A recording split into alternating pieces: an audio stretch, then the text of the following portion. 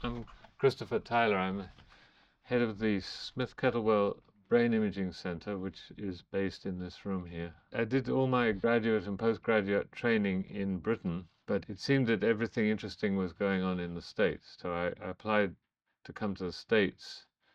I got a postdoctoral fellowship in Boston at Northeastern University. When I tried to go back, uh, it turned out to be very difficult, and so I ended up just staying. In Boston, I started doing studies on binocular vision and made some striking discoveries that managed to get papers in Science and Nature at that time, which was a big achievement. And I was then invited to go to Bell Labs to do a postdoctoral fellowship at Bell Labs with a man who invented the random dot stereogram, which is a very famous way of studying binocular vision. That was just a one-year position, but by the end of that time, after Boston and Bell Labs, I had applied for 50 jobs in the States, and I hadn't had any takers. And then right at the end of the time, I got a phone call from San Francisco, from the Smith-Kettlewell Institute here. Would I like to fly out to San Francisco for an interview? And so I thought, yes, I would. And I managed to secure the job, and I've been here ever since. Well, my main interest has been in binocular vision, and as I said, I've made many discoveries in binocular vision that are a little hard to describe in detail. But the thing I'm most famous for is the magic eye autostereogram, which is a way of presenting 3D image information in a single image. So it's just a flat surface, but if you cross your eyes a little bit, you suddenly see this three-dimensional structure popping out. And this was tremendously popular in the 90s. It's rather waned these days because it's a bit of a struggle to cross your eyes just the right amount in order to get it to work. Because it's too hard for the average person to do it easily. It turned out not to have any clinical value, but it was like the pet rock of the 90s. My interests have broadened since then, and what I'm focused on at the moment is measuring the retinal signal from the human eye in a more advanced fashion in order to diagnose uh, different kinds of eye disease. It's a popular technique as it's used for diagnosing retinal degenerations and techniques like that. But I've been particularly interested in a condition called photophobia or light sensitivity. It turns out that people with concussion often develop residual light sensitivity after the concussion, which limits their ability to enjoy the outdoors because everything's too bright for them. And there's no known treatment for this, and it had not been properly diagnosed. Using the electroretinogram, we found that there's a retinal signal. So we started to get a hypothesis that what was happening was that the rods, which are designed for night vision, were operating at a much too high a level during the day. And now you've got 100 million rods firing off, and the normal level of light is very painful for them. So one of the main things we focused on in brain imaging is how the center of vision, which is the fine detail processing part of the eye, projects to the brain. Nobody else had really looked at this issue, so we developed the techniques to do that. So as is well known, signals from the eye go through to the back of the brain to be processed in the primary visual cortex. So if we look at one part of the retina, this is the front view of the human retina. The important point to realize is that everything we do with the eyes, looking around, reading, and looking at fine detail information, is processed by the center of a tiny patch in the center of the retina called the fovea. So the question is, how is information from the retina, from this fine detail region of the fovea and the rest of the retina, projected geometrically to the cortex? And the geometry of this projection is approximated by a conceptual map shown here that is scaled linearly with distance from the fovea. On the actual scale is shown of this patch of the retina is shown on this relative scaling. So that each square here projects to 1 square centimeter of cortex.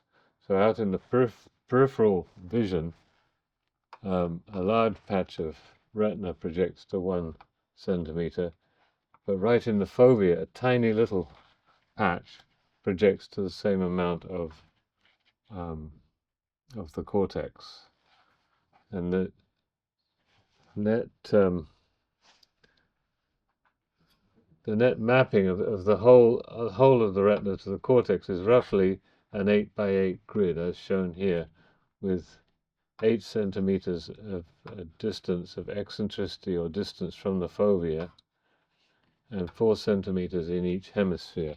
Now this is a conceptual map. In fact, the physiological cortex can be flattened.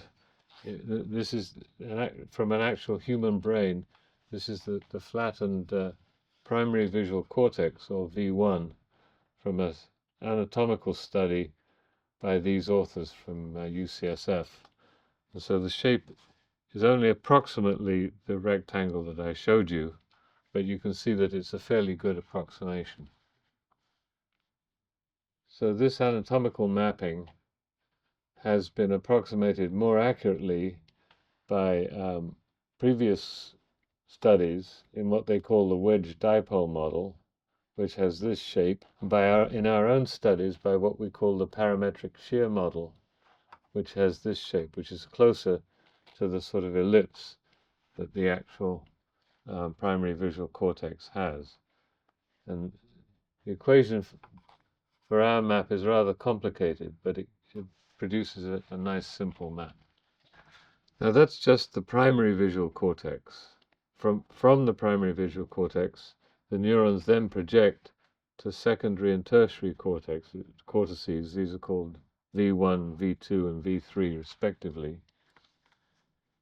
And the previous literature that I described has proposed that the way this, the V1, the red region here, or the pink region outlined by red lines, projects to the secondary, the green, and the tertiary, the blue cortex, maps in this very exaggerated fashion like this. So this is their proposed mapping for the next stages of the visual processing. Our model is more comfortable and shows a much more plausible kind of mapping from V1 to V2 to V3. This is all theoretical analysis, but it can be analyzed in practice using techniques of functional magnetic resonance imaging, fMRI, and the results of that showing the actual shape of V1, V2, and V3 on an inflated view of the brain. So this is the two hemispheres of the brain. This is the inflated view, so you get a better understanding of the shapes of the particular areas. So this gives you some confidence that our model is approximately valid, but in common with most other studies in this field, you see that there's a big gap at the center here in the foveal, the all-important foveal region that is mapping how we process detailed information, or the area that we use when reading. Somehow they're not mapping that. So this is a big flaw in the whole field of cortical mapping. We wanted to try and address that in our own studies. To understand that problem, I have to show you how those mappings are obtained. They're obtained in the scanner by having a subject view a stimulus which is rotating around at different meridians step by step, and the kind of stimulus they use looks like this. It's jumping step by step around, and the task of the observer is to look at the center of this target. The problem is they actually have to look just outside the center in order to get differential signaling at the center. Whereas what happens is subjects tend to fixate right inside the target, and that means it's always being stimulated, and so you can't tell from the signal in the brain which wedge was being viewed at any given time. To solve this problem, we put up this spider web grid. So instead of going around in a blank field, the target is rotating around in a grid that makes it very easy to fixate right on the center and resolve the gap in the mapping of the fovea. So the kind of data we get look like this. So this is color coding for the wedge map that I just showed you, or for ring stimuli that are now expanding out. And you see they go all the way through this region without a hitch. There's no gap in the center. And the color coding tells us where in space the wedge was at any given time. So as the coding goes from red through yellow towards green, that represents different angles of the wedge. Let's look at the vertical meridian here. It should be red. So the line of the vertical meridian comes through here and then again through here. So this is the boundary between V1 and V2, and then this is the boundary between V3 and V4. And you see that goes all the way to the center and then switches color to the blue when it should be the opposite meridian. So this is how we were able to resolve this problem, and the technique for analyzing these rather messy maps is to put a template and morph it to the shape of the boundaries that I just showed you. And the net result is that we can measure the amount of cortex that receives projections from each part of the retina in terms of the cortical magnification, number of millimeters of cortex that process each degree of visual angle in the retina.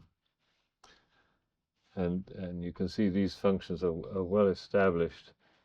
And the function is somewhat shallower for the V1, for the primary visual cortex, and then a little bit steeper for the V2 and V3 cortices.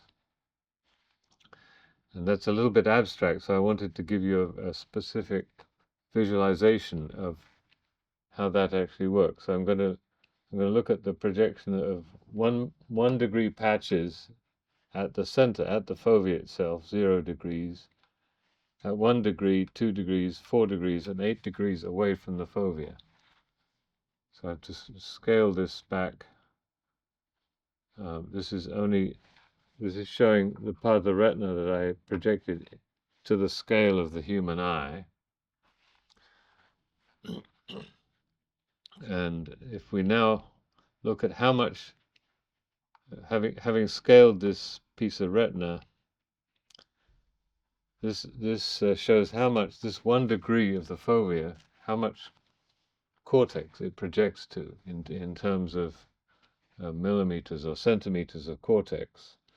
So because of the differential scaling, it's the center circle shows how much of V1 it projects to, and the larger circle how much of V2 and V3 it projects to.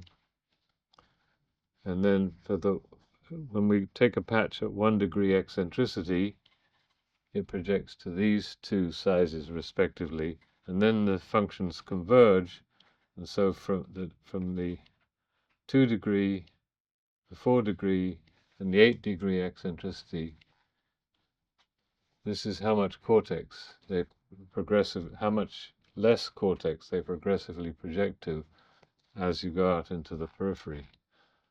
So I hope that gives you some insight into how we managed to see such fine detail with a tiny amount of information available in our eyes, and how much cortex is processing that information and allowing us to read the detailed information that we do every day.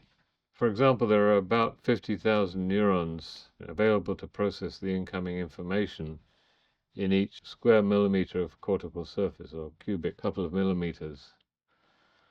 So that 50,000 is then multiplied by the whole area of cortex. So all those neurons are available to process the detailed information that is projected from the retina to the cortex.